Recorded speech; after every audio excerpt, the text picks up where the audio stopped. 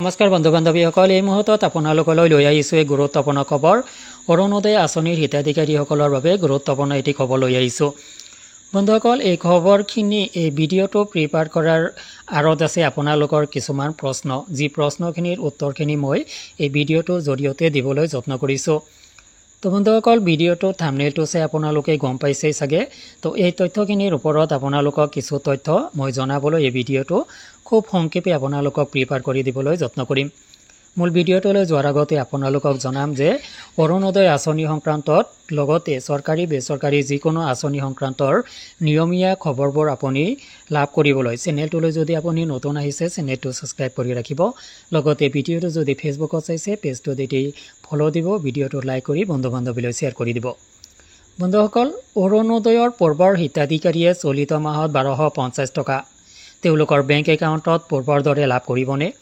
এই এটা ডাঙৰ প্ৰশ্ন। এতিয়া অৰুণোদয়ৰ সকলো হিতাধিকাৰীৰ মনত বহুতে জানিব বিচাৰে যে অৰুণোদয়ৰ পূৰ্বৰ হিতাধিকাৰী হিচাপে বা অৰুণোদয়ৰ 2.0ৰ যিসকল হিতাধিকাৰী আছে তেওঁলোকে চলিত মাহত 1250 টকা তেওঁলোকৰ বেংক একাউণ্টত নিয়মীয়াভাৱে আগৰ দৰে লাভ কৰিব নেকি? তো বন্ধুসকল, ইয়াৰ আচলতে পোনপটীয়া উত্তৰ আপোনালোকক দিব লাগিব। আচলতে খবৰখিনি যদিও অলপ দুখ লগা, কৰিব লগা একো নাই, কিয়নো ইতিমধ্যে আপোনালোকে গম পাইছে অসমৰ মুখ্যমন্ত্ৰী ডাঙৰীয়াই তথ্যখিনি ইতিমধ্যে ৰাজহুৱা কৰিছে যে অৰুণোদয়ৰ থাৰ্ড পেজৰ কাম চলি থকাৰ বাবে অৰুণোদয়ৰ পূৰ্বৰ হিতাধিকাৰীসকলে চলিত মাহৰ অৰুণোদয়ৰ ধনখিনি লাভ নকৰিব।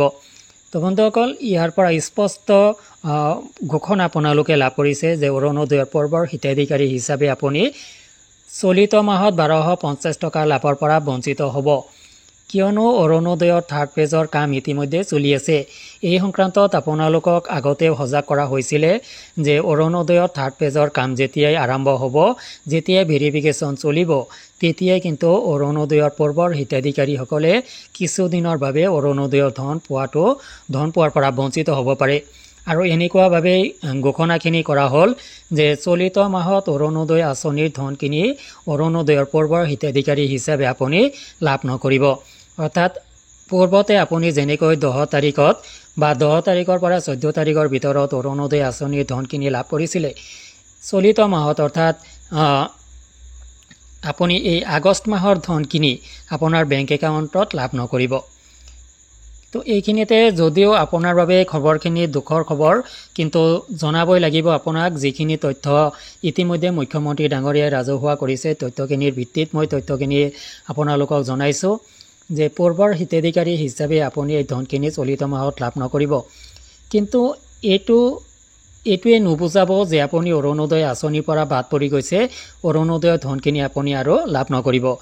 পৰৱৰ্তী মাহৰ পৰাই আপুনি অৰুণোদয় আঁচনিৰ ধন পুনৰবাৰ পোৱা আৰম্ভ কৰিব। কিন্তু ইয়াত চৰ্ত প্ৰযোজ্য হ'ব যে আপুনি অৰুণোদয় আঁচনিৰ থাৰ্ড পেজত ইনক্লুড হ'ব লাগিব।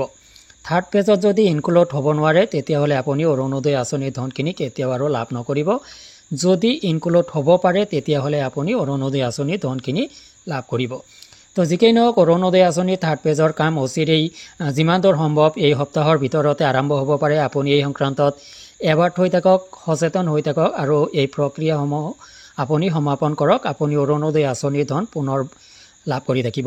তো বন্ধুসকল, আশা কৰিছোঁ তথ্যখিনি আপুনি বুজি পাইছে। যদি কিবা জানিব লগা আছে ভিডিঅ' কমেণ্ট ছেকশ্যনত কমেণ্ট কৰিব পাৰে। আজিলৈ এৰিছোঁ, ধন্যবাদ।